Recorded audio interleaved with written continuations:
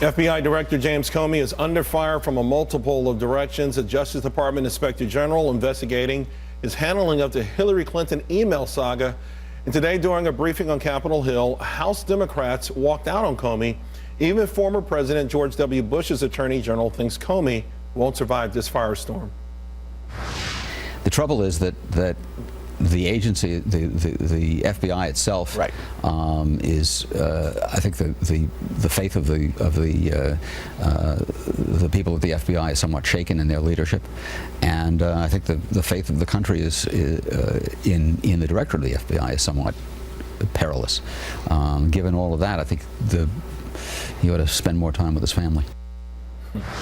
Joining me now, Danielle, McLaughlin, and Gina Loudon. Spending more time with your family is a nice way of saying he's got to go or be fired. Gina, listen, he was able to anger everyone at some point during the election process, and ultimately, I think it is the internals. What we've heard is just the internal disruption and lack of morale at the FBI that probably should be the final nail in this coffin. Yes, well, it's nothing unusual. You know, if President-elect Trump comes in, he's likely to replace him anyway, I would think. But, you know, you look back at what Comey has done, and I'm not sure who's angrier at him, Republicans or Democrats at this point. But the pathetic part is that the Hillary Clinton campaign is still grasping at these desperate straws to try to blame somebody. If it wasn't the Russians and it wasn't voter fraud and it wasn't election counts, they've lost all that, so now they're resorting to Comey. But the bottom line is that I don't think he's trusted on either side of the aisle, and I think him spending some more time at home is a good way to put it. And Danielle, you know, listen, I know Hillary in more recent interviews has said she thinks that Comey lost her the election, but let's face it, he kept her in the game. I mean, that press conference, that initial press conference, he laid out the most amazing reasons for her to be indicted, for her possibly to go to prison. Instead, he let her skate. I think he's in a morass of his own making, and your point about the press conference is well taken.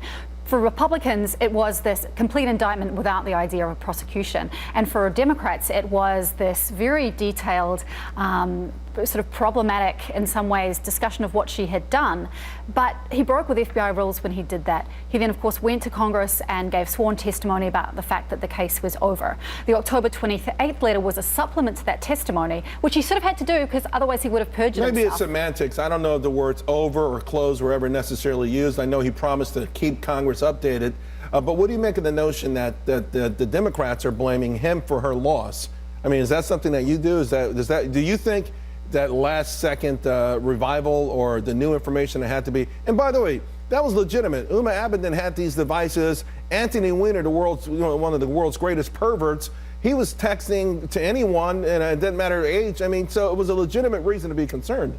Yeah, October 28th, he said there are some more emails. November 3rd, he said there was nothing to see here. So the fact that that happened so close to the election, the fact that her numbers broke really badly for her in that last week. Florida is an example. She was up 60% in early voting and then lost it by a pretty significant amount. So it's one of the things that affects. Ultimately, we didn't go where we needed to go, and she didn't do the work either. So there's a number of reasons, not just Comey. Gina, in one of the tweets this morning from Donald Trump, he talked about Hillary's people complaining about the FBI, says she should have never been allowed to run, guilty as hell. To me, this tweet sort of also suggests that then perhaps James Comey was also guilty of not necessarily doing the job he was supposed to do.